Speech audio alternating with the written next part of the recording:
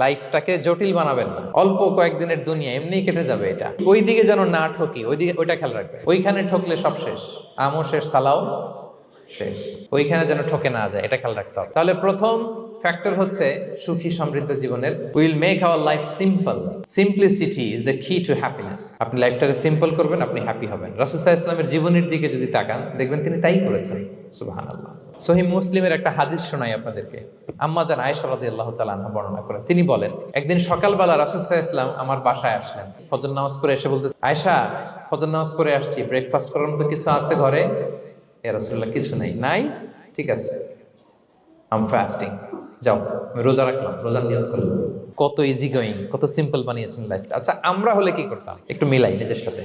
সাধারণত আমরা যেটা করতাম, আমরা অনেকে রেগে যেতাম। প্রিয় ভাইরা, ঘরে কিছু নাই মানে তুমি আগে জানাবা না আমাকে? হ্যাঁ, গত রাতে বললে তো কিছু নিয়ে আসতে পারতাম। সাধারণত এইভাবেই তো রিয়েক্ট করি আমরা, আগে জানাবা না, কেন আগে বলো নাই? রেগে যেতাম। অথবা বলতাম, আচ্ছা ঠিক আছে, এখন যে একটা কিছু ব্যবস্থা করি, দেখি কিছু পাওয়া যায় কিনা। এরকম অনেক ওয়ে খুঁজতাম। কিন্তু রাসূল সাল্লাল্লাহু আলাইহি ওয়াসাল্লাম এই কোনো অপশন না নিয়ে বললেন, ওকে, there is no food for breakfast, I'm gonna fast فإني صائم। ঠিক আছে, খাবার যখন নাই আমি রোজাই রেখে দিলাম। সুবহানাল্লাহ। এভাবে তিনি তার লাইফ লিড করেছেন। Make your life simple, you'll be happy. জটিল না করে সহজ করুন, আপনি হ্যাপি হবেন। অনেকে আছে ক্ষমা করতে চায় না, কঠিন হৃদয়, পাথরের মতো শক্ত হৃদয়, মাফ করতে চায় না কাউকে। উনি আবার মুনাজাতে বসলে, আল্লাহ আল্লাহ আমারে মাফ করো, আল্লাহ আমারে ক্ষমা করো, কাঁদতে কাঁদতে বুক ভাসায়। উনি ক্ষমা চায়, মাগার উনি কাউরে ক্ষমা করে না। এরকম ডাকাত আছে নাই? চিন্তা করছেন? উনি ক্ষমা চায় আল্লাহর কাছে, কিন্তু উনি ক্ষমা করে না। প্রিয় ভাইরা, ক্ষমা করুন। যে ক্ষমা করে সে ক্ষমা পায়।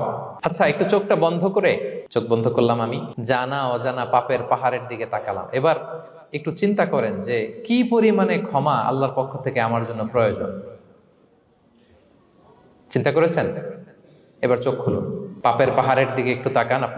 আপনার জানা অজানা যে পাপের পাহাড়, তাকান এবং ভাবুন এগুলোর জন্য কি পরিমাণে ক্ষমা আল্লাহর পক্ষ থেকে আপনার দরকার, প্রয়োজন।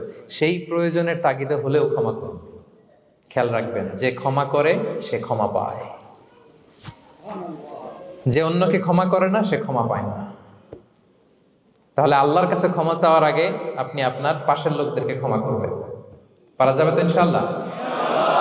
ক্ষমা এটা সবাই করতে পারে না, এটা অনেক বড় মহৎ গুণ। যার হৃদয় বড় সে ক্ষমা করতে পারে। এক্সপেকটেশন এত হাই, না পেলে আমরা কষ্ট পাই। তাহলে বিষ্ণু বলেছেন, হয় স্ট্রেঞ্জার নয় ট্রাভেলার, এইভাবে থাকো। ওয়াইদা আমসাইতা ফালা তানতাযিরিস সাবাহ ওয়াইদা আসবাহতা ফালা তানতাযিরিল মাসা। আব্দুল্লাহ, যখন সকাল হবে সন্ধ্যার এক্সপেক্ট করো না, যখন সন্ধ্যা হবে সকালের এক্সপেক্ট করো না। সকালবেলা তুমি বিশাল আশা নিয়ে বসে থেকো না যে সন্ধ্যা পর্যন্ত বাঁচবা। যদি বাঁচো, সন্ধ্যা পাও, ভালো, আলহামদুলিল্লাহ। না পাইলে রবের সাথে সাক্ষাতের জন্য রেডি, তাও আলহামদুলিল্লাহ। ঠিক কিনা বলেন? এটা হইতে হবে mindset. Expect less, never be greedy. প্রত্যাশা কম রাখেন, আপনি হ্যাপি হবেন। কিন্তু আমাদের মধ্যে অনেক এক্সপেকটেশন, যেটা আমাদের কষ্ট দেয়, অসুখী বানায়। আরো লাগবে, আরো লাগবে। অনেকের মধ্যে, সবার না, অনেকের মধ্যে এই প্রবণতা আছে না নাই? বিশ্বনবী বলেন, লাউ আন্না লিবনি আদম ওয়াদিয়ান মিন যাহাব আহাব্বা ইয়াকুনা লাহু ওয়াদিয়ান। প্রত্যেক বনি আদমকে যদি একটা করে স্বর্ণের পাহাড় বানায় দেওয়া হয় বা উপত্যকা বানায় দেওয়া হয়, সে চাবে আরো একটা স্বর্ণের পাহাড়ের মালিক কিভাবে হওয়া যায়।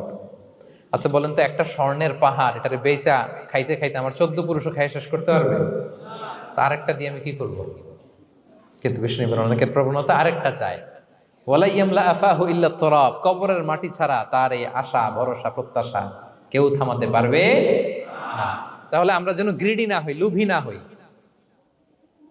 আমাদের এক্সপেকটেশন যেন কম থাকে।